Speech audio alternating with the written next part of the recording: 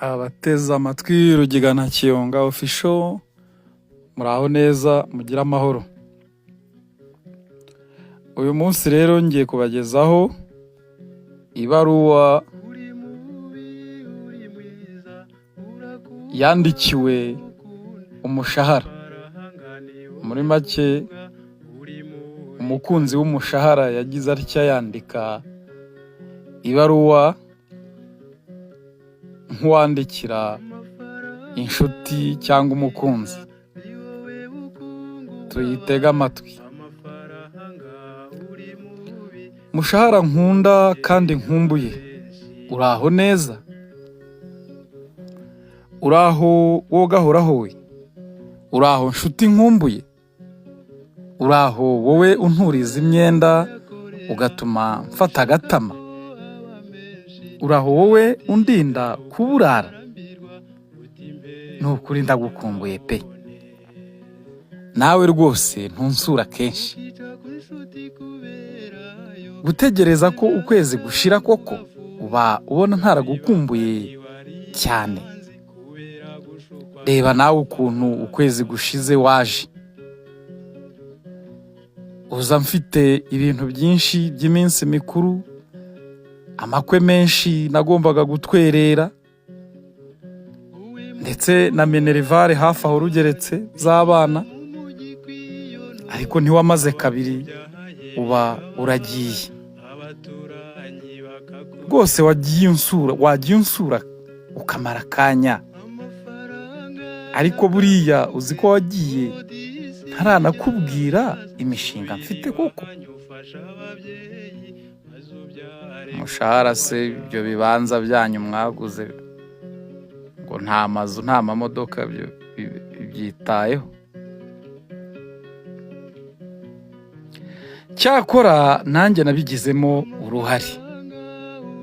Naragiye nigira mu nzoga cyane, ngurira abana ibintu byinshi, sohokera ahantu henshi, ngura imyenda ihenze, nishyura n'amadeni, ariko byari ngombwa. Sinakwitaho cyane ubu urigendeye.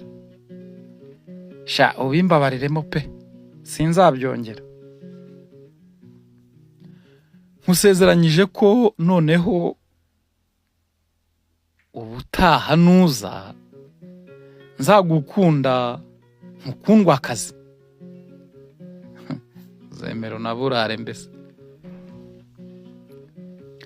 mbese ku buryo ukwezi kuzajya kurangira ugihari.